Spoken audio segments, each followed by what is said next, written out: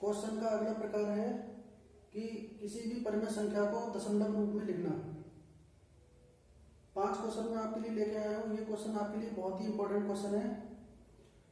हर के 2 की power n गुणा 5 की पावर n के रूप के आधार पर ज्ञात कीजिए कि इस संख्या का दशमलव प्रसार कितने स्थानों पर होगा। तो इसके लिए सबसे पहले हमें इस संख्या को दशमलव में चेंज करना है। तो दशमलव में चेंज करने का नियम इस प्रकार से है। पहला क्वेश्चन का सॉल्यूशन हम कर रहे हैं। संख्या लिखिए 1458 बटे 1250। तो किसी भी संख्या को, किसी भी परिमेय संख्या को दशमलव में लिखने के लिए सबसे पहले हमें उसके हर के गुणनखंड करना पड़ते हैं।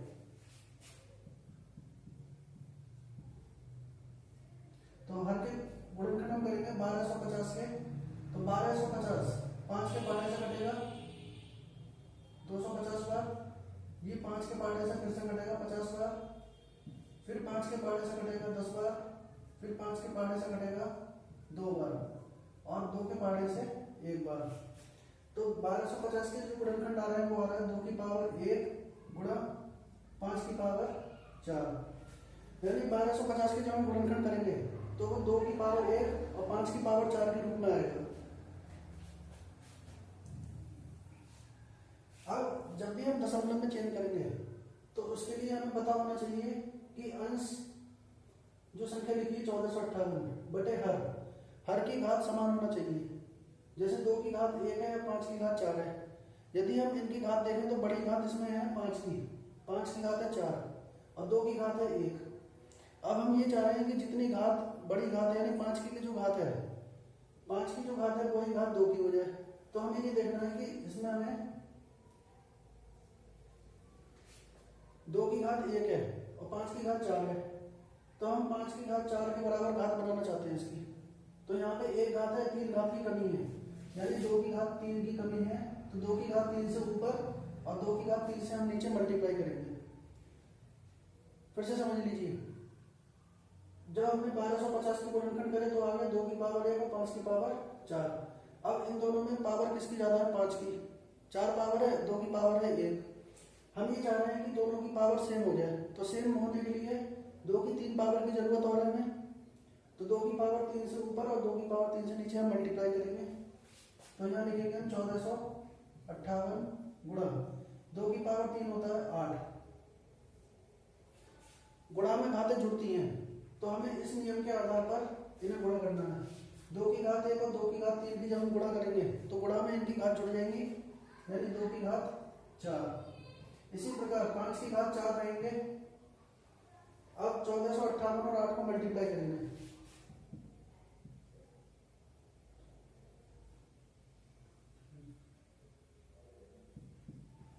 $11,864। इसी प्रकार अब यहाँ पर दोनों की घात है सेम घात है, यानी 4, दोनों की घात 4 है तो हम 4 कॉमन ले सकते हैं और 2 बचे 10।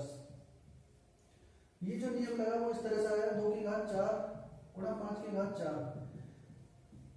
जब आधार अलग अलग हो और घात समान हो तो हम नियम लगाते हैं 4 पावर तो सेम आ जाएगी, 2 गुणा 5।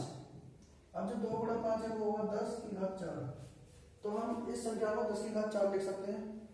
अब हमें ये बताना है कि इस संख्या को दशमलव के रूप में लिखना है। तो दशमलव के रूप में लिखने के लिए सबसे पहले हमें देखें 10 की घात 4 है तो हमें पीछे से 4 अंकों की तरफ से पॉइंट लगाना है। 4 है, 1 2 3 4, 4 संख्या गिनेंगे 1 2 3 4। तो ये इसका दशमलव प्रसार हो गया। दशमलव प्रसार में पूछा है कि इसका दशमलव प्रसार कितने अंकों तक होगा, कितने स्थानों तक इसका दशमलव प्रसार होगा। तो दशमलव प्रसार कितने स्थानों पर होगा? 4 अंकों तक। 4 अंकों तक इसका दशमलव प्रसार होगा। हमें ये गिनना होता है कि दशमलव के बाद कितने अंक हैं। 4 अंक हैं तो इसका प्रसार 4 अंकों तक होगा। अब इसी से मिलता जुलता जो क्वेश्चन है वो ये है। संख्या लिखी 241 बटे 4000। इसे हमें 2 और 5 की पावर के रूप में लिखना है इस तरह से। m का मान ज्ञात करना है, n का ज्ञात करना है और दशमलव प्रसार भी लिखिए। बिल्कुल सेम क्वेश्चन है। इसी तरह से क्वेश्चन नंबर 5। तो जो क्वेश्चन नंबर 3 और 5 ये आपको होमवर्क में करना है। तीसरा और पांचवा क्वेश्चन आपके लिए होमवर्क में दिया जाता है। अब हमें क्वेश्चन नंबर 2 और 4 समझने के लिए सबसे पहले हमें समझ में आना चाहिए सह अभाज्य संख्या। सह अभाज्य संख्या यानी को प्राइम नंबर्स, को प्राइम नंबर्स। को प्राइम नंबर्स का आशय होता है कि ऐसी संख्याएं जो किसी पाड़े में नहीं आती, केवल एक के पाड़े में आती हो, ऐसी संख्याओं को हम सह अभाज्य संख्या कहते हैं।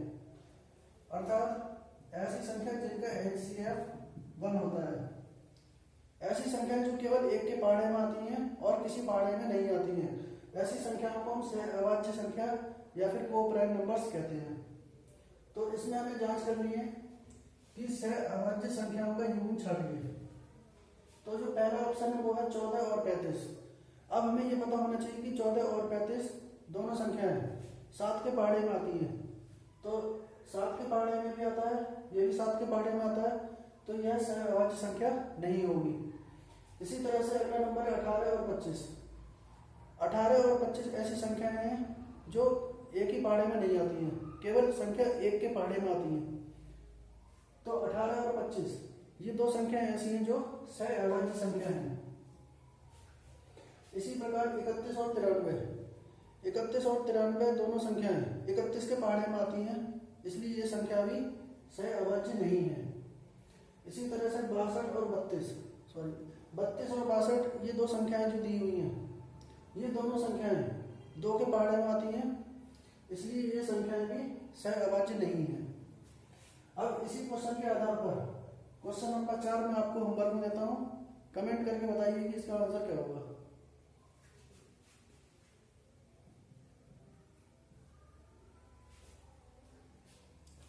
तो दोस्तों वीडियो कैसी लगी कमेंट करके जरूर बताना, और बाकी के जो क्वेश्चन हैं वो मैं नेक्स्ट वीडियो में पूरे कंप्लीट कर दूंगा ये चैप्टर। धन्यवाद।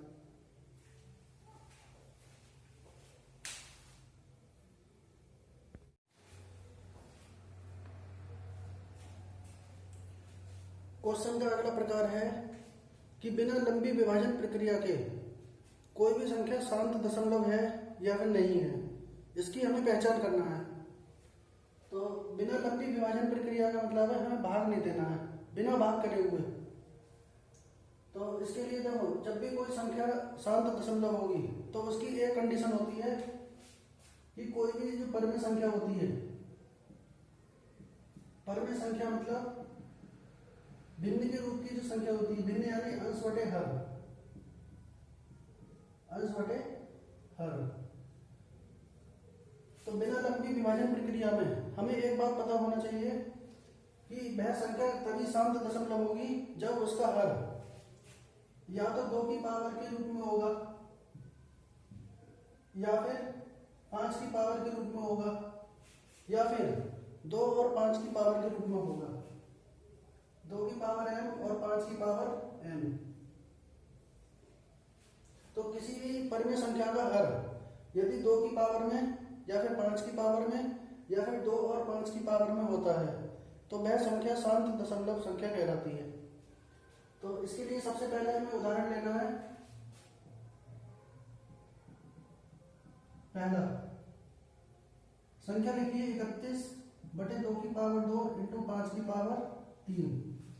इस संख्या का जो हर है वो 2 और 5 के रूप में दिया हुआ है, अर्थात यह संख्या शांत दशमलव संख्या होगी।